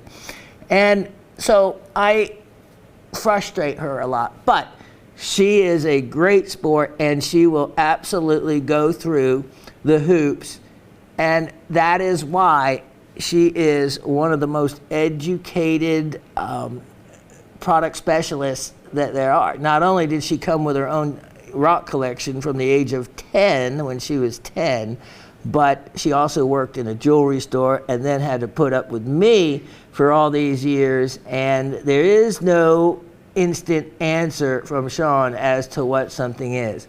What she gets is the knowledge and the information to answer to the best of her ability what she thinks it is. And you know what? I can tell you with all honesty, she will get 4 out of 5 right that way, doing it that way. If all I ever did was tell her, oh, that's a blah, blah, blah, what good would that do? She wouldn't remember it, and she wouldn't feel good about herself in not having come up with the answer. When she gets the answer right, she is so thrilled with herself, and I'll tell her every time, I said, see, you knew the answer all along. You just needed the tools to be able to draw out the knowledge that was already there. This is the kind of educating I do. It's education with the tools to allow you to remember or to recall it using either a maybe another mineral it's found with, some other association, and then you have that information the rest of your life. I've seen her come away so confident, and so now she's especially about anything less than the 3 kings. In other words, the B set of gems and minerals, the unusual ones, the agates and jaspers. She knows those better than anyone else for the most part. And I'm real proud of her. But she was just, I think, even telling Dave this morning that, boy, I can't show anything without getting a a whole text of information from him. And maybe it's a bad thing, but that's just the way I am. It's an answer with the tools to recall it on your own. So these cabochons, you're looking at almandine garnets. They could be spessartine, a magnet helps. You have the quartz family for the most part, amethyst, smoky quartz, citrines, and they kind of repeat in a pattern. This is 7.5 inches, so if you need a little extra length, you have it. And in all honesty, that, I don't know, I could see a fanciful guy wearing that, because you have, masculine colors here. You have earth tones. And it's a neat piece. Also, look at that, double figure 8 safeties on it. Here's the other really cool thing, $88. I kid you not, $88. And let me put this one right next to it for the moment, because so you can see the two together, $88 for that. So if someone, you can get them both. If someone wants them both, get them both. They're only $88 each. And look at all the gemstones you would have, including all the silver, for less than a $200 bill. All right, let me put these few of these items up, and I'll be right back. All right, this is one of those minerals that once the source ever runs out of the material, it would be one of those that I really don't know where else it's found for quality. Fibrous malachite. Now, fibrous malachite is a malachite that is crystallized. It is just in the way it is crystallized. Remember, some malachite can form actually kind of like as stalactites and stalagmites, creating those ringed patterns, just like rhodochrosite can. The two are kind of related chemically, very similar. But this is so cool. What it reminds me of is, what is that? Ladies, you would probably know better. Kind of like that crushed velvet material. That was so popular, maybe still is. It's kind of like that material. You can sit down on the couch and kind of see exactly where you sat. Depending on which way you brushed your hand, you could change the color of it. Well, same way with this. As we look in closer on this, we can see that as I turn this, it changes color.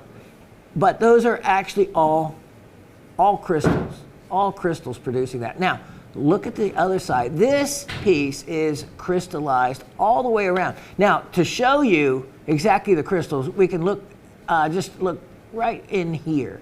And you can actually see those radial crystals coming away, which makes you be able to see it with a little bit more clarity and sense by way of there being crystals. Look at all these pockets. Some of these pockets have crystals that are actually more individual when you look at them with a higher magnification. It's kind of neat to see malachite that is actually transparent. Yes, absolutely. See some of those crystals like right down in there? They're big enough, and that's kind of remarkable to see that. But this is one of those pieces that you can explore and look at around it over and over. Look at these crystals. Wow, or those right there. You can see where they become individualized. Hold on one second here. I think I have a loop that's just about clean enough. Because not every day do you get to see malachite in a form that, where were they? That the crystals become evident and distinct. Let me go. I see some there. Let me see if this magnifies down into that region. No. There we go. That's what I was waiting on Dave to do. work his magic. This is what I mean by just traveling around it. There we go, with magnification on a piece like this. You can have so much more fun when it's becomes a whole nother world. So look at that. See the individual fibrous nature? This was just one tiny little area of it. And when you just move slowly over it, okay, see the black? I see some, that's probably goethite, so there's probably another mineral there. Look at that. There we go. See that pocket of, there we have more of where you can see those individual crystals. That's where, for someone like us, for someone like me, it becomes so much fun. And you just slow down life. Okay, look at right in the middle, those three little individual crystals that are radiating, that stand out on their own.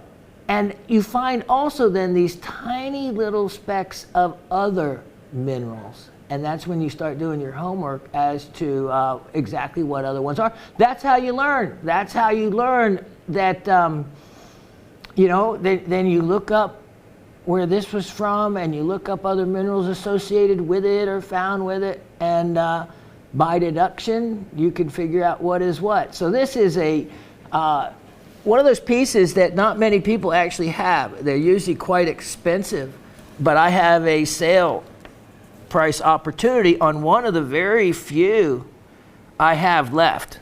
And this is exactly that. Price on this, it's just, I see I made a price on it that I just am not going to ever be able to go less than, and it's a wonderful value if someone wants it for only $68. Only $68 on that, and that's a tremendous value.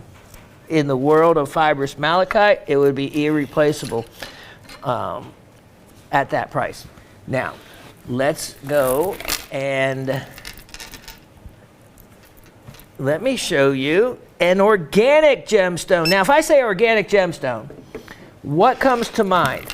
All right, there's not too many out there, but one of them, of course, is the ammonite from the ammonite shell. Then you have the pearls, the cultured pearls. That's an organic gemstone. Then you have coral. Coral is an organic gemstone. And then, of course, in the pearl family, you have the many different types of pearls. You have your abalone pearls. You have your conch pearls. When I was in the Bahamas, we stopped at, my brothers had a big yacht. I mean, a real yacht with a captain, crew, all that stuff. And we stopped at this little Bahamian island, and I saw the pile of conch shells in the water, and I just started asking around because I knew that I just had the luck that I would find what I was looking for, and I started asking if anyone had any conch pearls. And eventually to this one raised hut, and it was literally a hut. So let me show you this while I'm talking.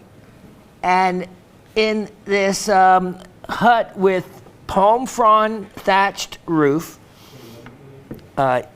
Yes, sir, sorry about that. I was too busy talking. It is item 1089822. I hope. And, wait, did I give you the right number? 1089822. And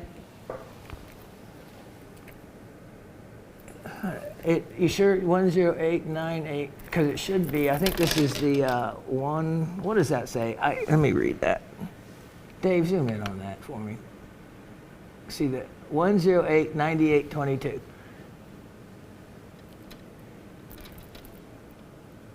Freshwater necklace. Wow, these look really good. No, I had another necklace and I was confused because these look so good. I thought they were the Akoyas, the salt water. So we'll talk about these in a minute. These are actually freshwater pearls.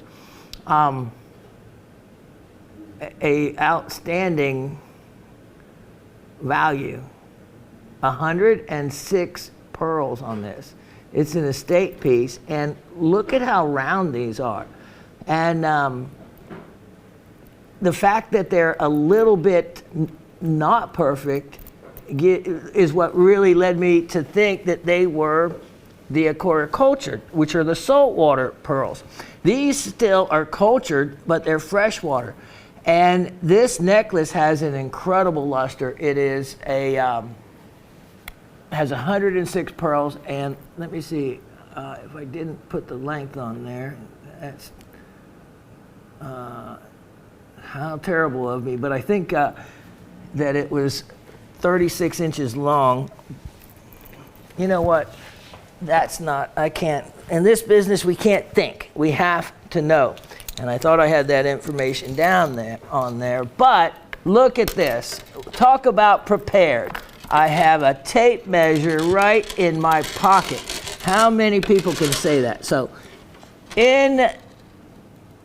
for the sake of transparency, right here, right in front of you, bingo, 36 inches long. Memory served me correct. How about this? Ready for taking up your time, everybody's valuable time. These are beautiful. Look at this. These are doubled over. There's no catch, so you can just double them around your neck at 36 inches long. They look so much like what would be very, very expensive cultured saltwater Akoyas. But in this case, they're freshwater and can be doubled up, as you can see, or you can even have them restrung as a bracelet out of it and still have a long necklace, etc., etc.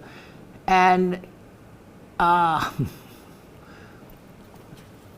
price, again, I am trying to wrap my head around how I can offer these for only $148. $148 for those. Just a incredible look. You know what? I tell you what, Asif, change that. Let's go ahead and do them for $128. $128 on those. Wow. All right. So back to this little hut, and so everyone pointed back to this one hut, and this Bahamian lady comes out, and she has in this little like plastic box 3 small but very genuine conch pearls. And you know what it felt like? It felt like I had just struck a gold vein. It was finding something at the source. It was something that, you know, she had set aside and knew there must have been some value to them. And this island was remote. It wasn't a tourist stopping island. And I felt like here I was, the first to get in on something, and that just doesn't happen very often. I probably paid a little more than I should have, but it was worth it because, of course, I saw her very proud of her thatched roof hut, and it was in a remote island, and you know, we had the yacht, so we stopped offshore and then took the dinghy into the island, and it was the experience itself was worth the extra money that I paid her, and it wasn't a lot, and it was really what they were worth. I you know, didn't really overpay, but I certainly didn't ask for less than what the price she quoted. In this case, I didn't negotiate down, whereas I normally would have. It was close enough to the price I had in my mind to be fair, and so I did. But the story, the backstory behind them, of me buying them in this remote island where I knew that they didn't go through any other hands, that was the story. That's what made it meaningful and purposeful. And yeah.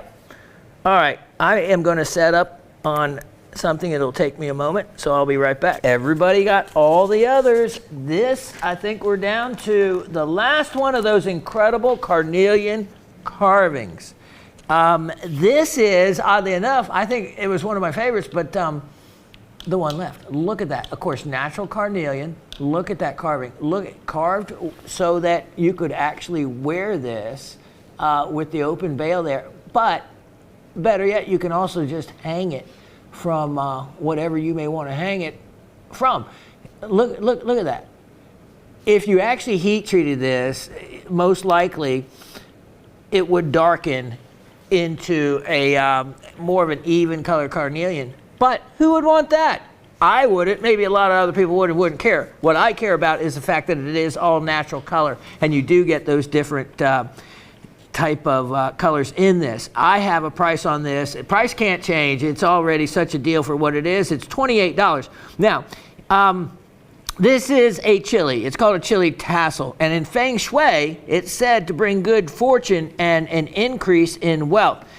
In the Asian community, chili peppers symbolize good luck during Chinese New Year and also prevents and protects one from envy and harmful intent of others. Well, sounds like something we all need, doesn't it? This is a nice size piece. And again, with all those beautiful colors that you see, all being natural colors, I don't know, that just adds, look at that, there's a size, adds something to it. And it's one of those things that, okay, well, just try to find another one, and if you did, you know, how much would it be, and what kind of quality would it be, and would it be all one even color? And then you would know it's all heat treated and not nearly as cool as this one is. Look at that transparency to that. So, you want your chili tassel in carnelian, $28. Next item. Now, I was real surprised. This is 1087822, and this, I say surprised because I really thought that it would sell. I have, of course, some of those stunning carvings from the estate, and this is another one of them, just as that carnelian was. Look at the two intertwined dragons. The two intertwined dragons, and I always look around for other things like of course, the most common one I find is a bat for the word fu. The word for bat, it's another homophone, and the word for money are the same, pronounced the same. And so bats are often kind of tucked away obscurely in some of these carvings. It's always kind of neat to find them. Didn't see this one offhand, but you never know. Let's see what else. We have, look at this. So there's carvings, you don't often see them right offhand. Look at that.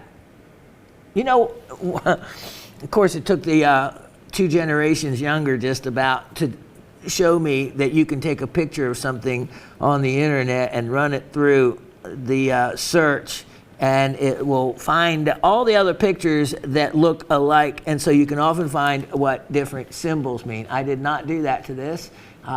It could also be the designer mark of the person that carved it, but I have a feeling that that's not that. I think it's probably a more meaningful type of symbol, but that'd be always fun to check out and find out for yourself. Do a little homework there. You can see these carvings, and then what they do, they'll go back in and do some type of staining or coloring to darken them. Same thing as here. Now, I noticed on here it said Chinese bloodstone. Well, I don't think that's seen. I think that's another name for serpentine. I tested the hardness. It's not in the agate family or in the cryptocrystalline quartz family. So serpentine most likely, and that's how also you can, serpentine will pick up stain or dye pretty easily, and most likely the situation to this. But I have a excellent value on this that you can take advantage of, and I tell you what, I will, let's see. Let's have a little discount fund on this, you know? I'll do that. Not too many items from the estate I can, but I'm going to on this one. Let's make it only $38. $38. Imagine that. A cool carving like that, and it's an old piece, so meaning I know it's at least 40 to 50 years old. Could be much older than that. So I just know from the people themselves and the time frame themselves, it would be in that range. Now, it is these that were the most impressive. Look at 1090522. 1090522. And it's the vases, the serpentine vases. Now, these are natural color. Natural color and incredible detail. When you look at this and realize that this is carved out of one piece. In other words, this isn't separately carved and then placed on top of it. Look at that. This is all carved out of one piece, and how easy it would be. Look at how this just comes down and touches right there. The darker material. It would be easy, so easy to slip with your tool and break, chip, cut right through that. And look at that. Then it's actually functional. It holds water. It will hold flowers, whatever you like. Silk flowers, genuine flowers. It is a functioning vase. And then in looking, see these other holes as we look at this, you know, I wonder, because those are done intentionally, I'm not so sure that there is not another function to those by way of either placing flower stems, whether silk or natural, in those places, or something even as simple as incense. Rarely, in having traveled Thailand and Asian countries, rarely have I ever been anywhere that incense isn't burning. Incense is a big part of, for one, the Buddhist religion, the Hindi religion.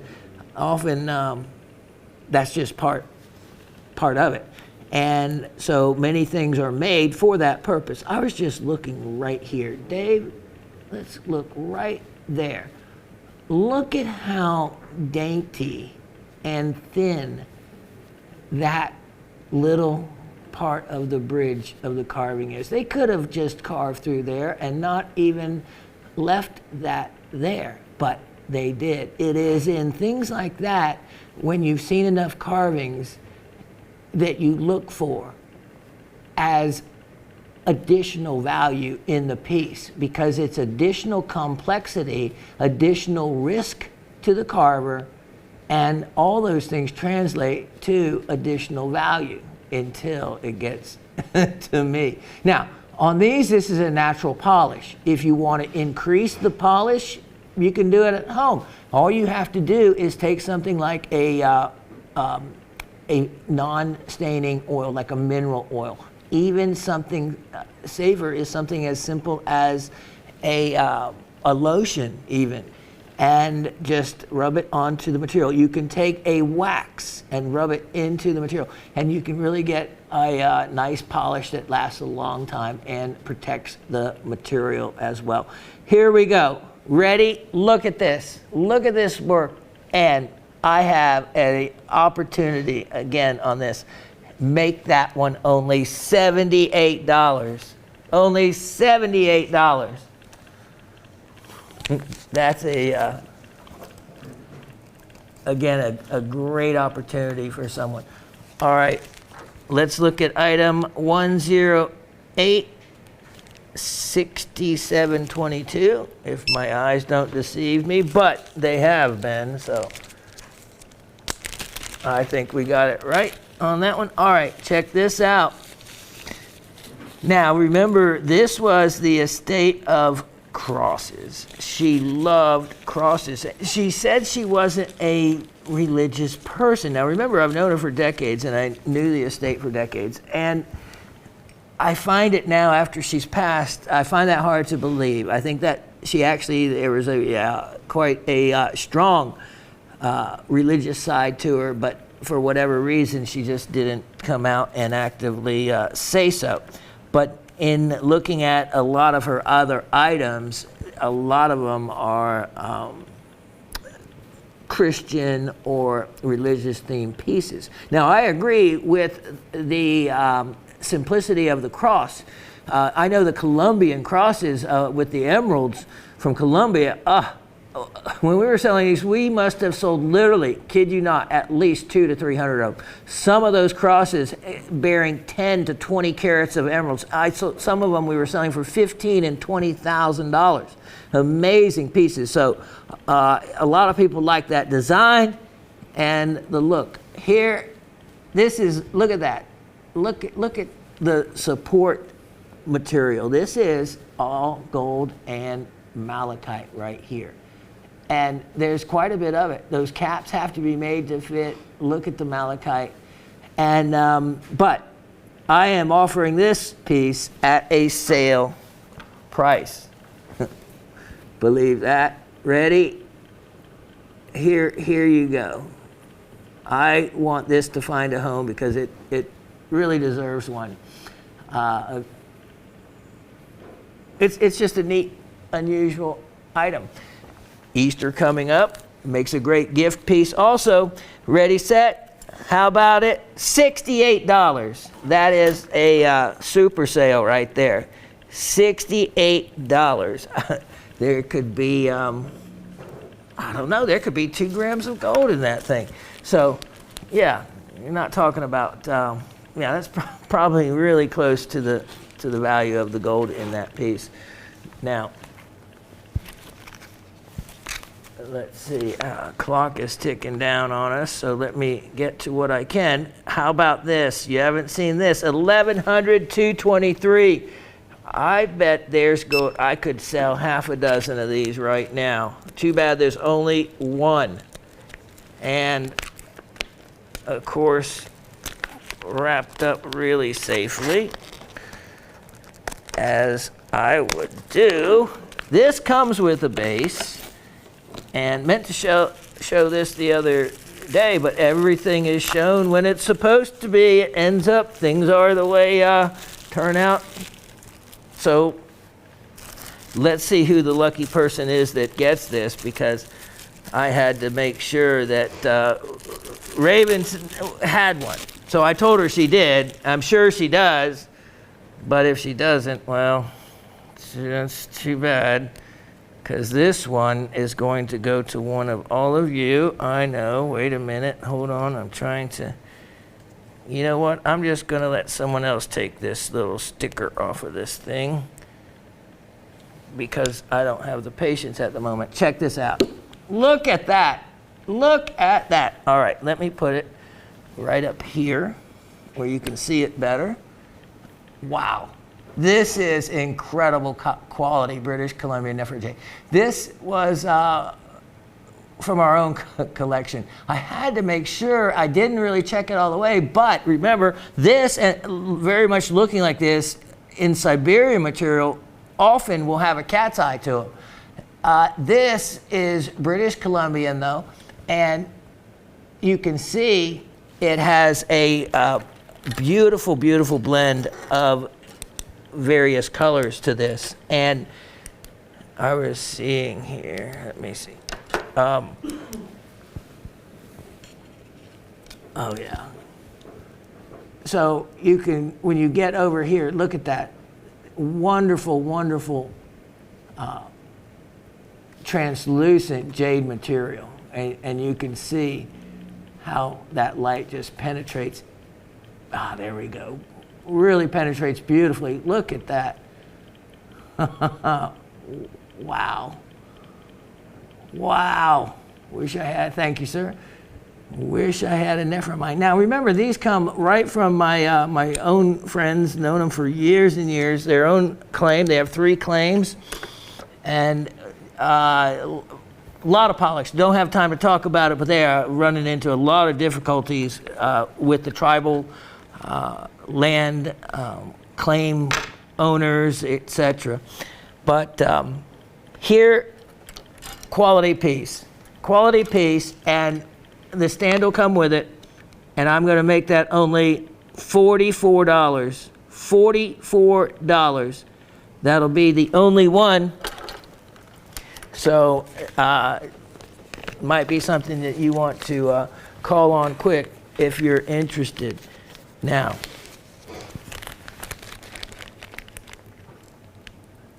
let me see here. Okay.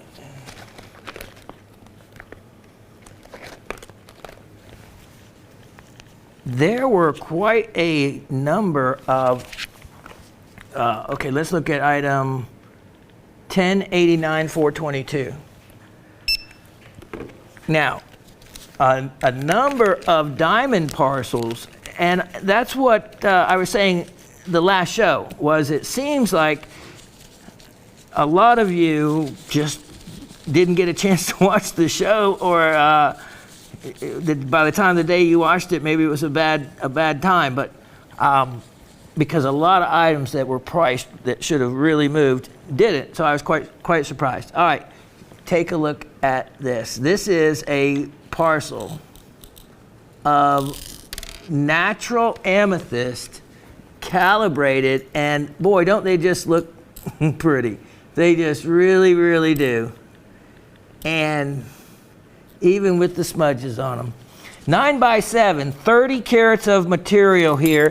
So 30 carats, amethyst, natural color. There's plenty of that beautiful lab colored created stuff if you're interested in that. But who wants lab? They can make all they want. Look at the reflections and look at the cutting on some of these. Let me just grab a random stone here. Look at that. A random grab. What a really nice bright cut. Love emerald cuts. There we go. There's another one. So here is a opportunity, and I am going to make this opportunity even better than it was. So at $44, that was less than $1.50 a carat. I don't know how I can do much better than that, but we'll well, since I said it, I have to do something, huh? $39. I would not be able to even do 38 on that. $39. How could anyone pass that up? So let's see, do I have, the quantity, 14 stones. So less than $3 a stone. Wow. Okay, so let me show you one more opportunity here. If you're looking to get a, well, hold on. No, I won't show that because don't have the info on that right now. But something that we haven't done in a while is shown you a zeolite. Yeah, what would be the show without a zeolite, huh? Let's look at item number 935020. 935020. This one was always one of our favorites. And because of the mint color, the beautiful mint green apopholites and wonderful stilbites on this piece. And look at these crystals. Look at that. Love it. Love it. And then you have, look at these stilbites, okay? So you have the apopholite, here's the stilbite, and then look at these other crystals as Dave brings us in on it. And this is where you learn more about the other, look at that pocket, the other zeolites. Can you travel in there, Dave, and make like I'm small? No. Look at those crystals coming down from that that piece. What a beautiful bug. So remember these green areas? Selenite, remember? Type of mica. Then the white, garnardite. So there's 2 more minerals, and this one is one that I would not be surprised if you did not find some little scolecite blades on it. Look at that. Just a really small but mighty striking piece of a zeolite. And now I have marked this down, and here we go. $28, lowest it's ever been, only $28 on that. Oh, time is running out, so let me get in the last item. Maybe I can slide in one more after that. Let me show you item 1085522. 1085522. This next piece is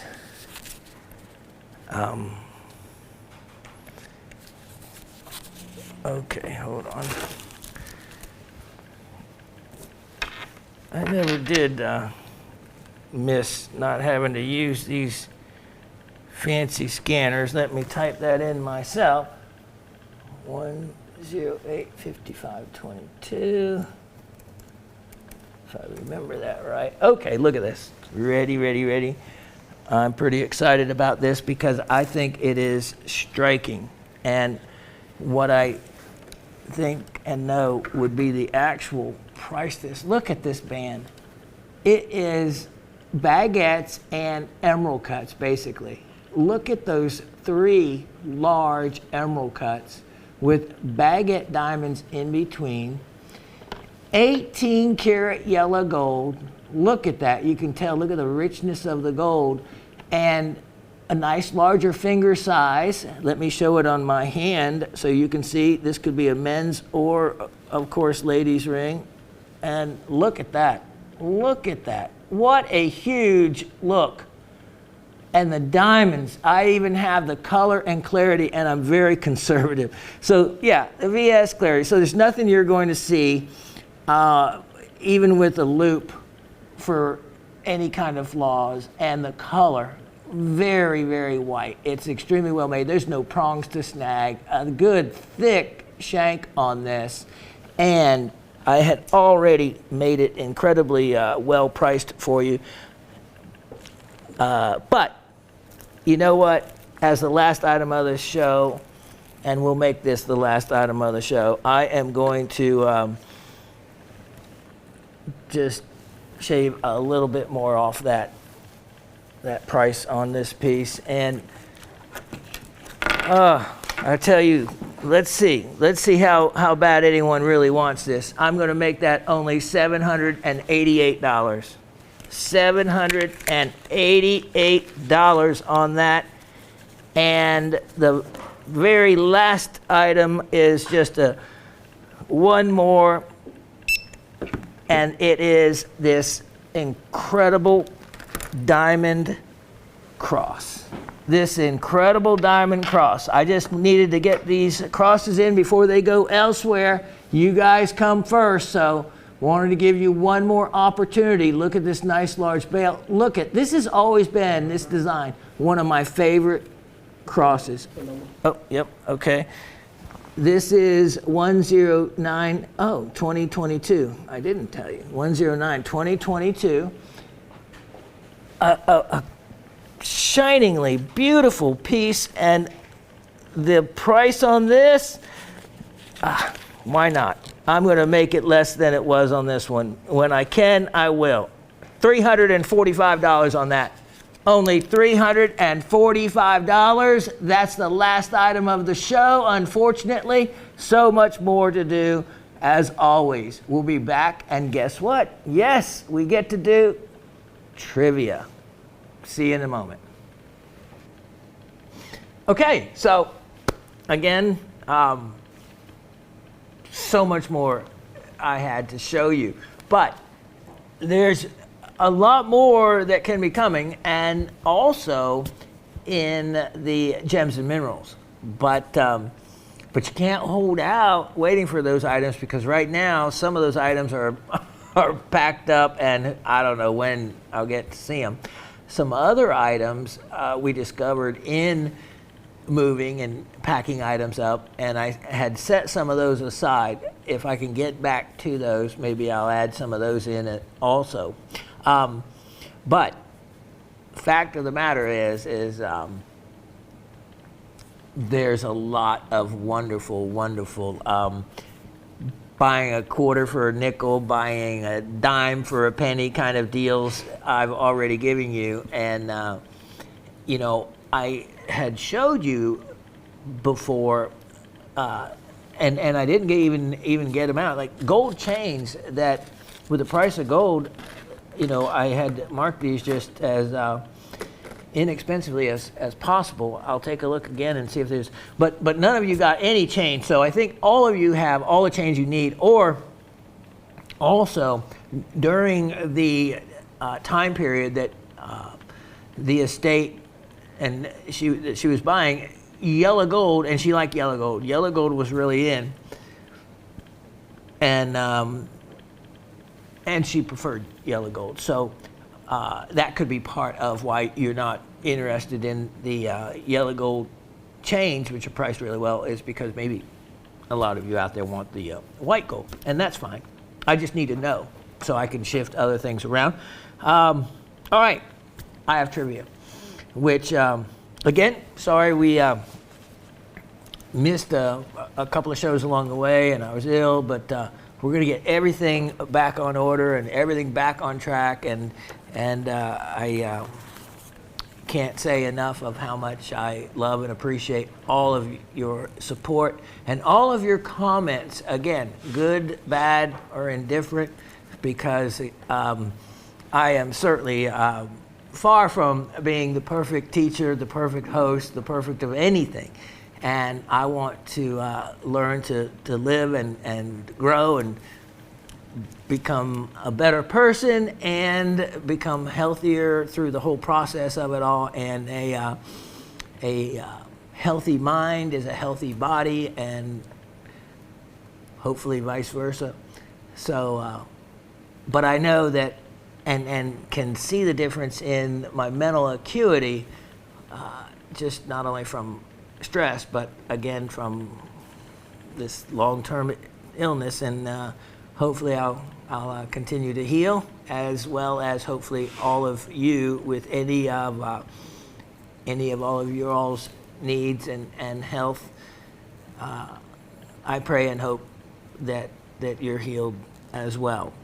Okay, so let's see how we do. Now, remember, your comments do not require answering anything or even mentioning the trivia. Just send in a comment, send you like the show, don't like the show. It can be 5 words or 500 words. So just join the family and participate, or not, and just, you know, enjoy the inventory and buy some stuff along the way, and learn something that maybe only you will ever know how much you know.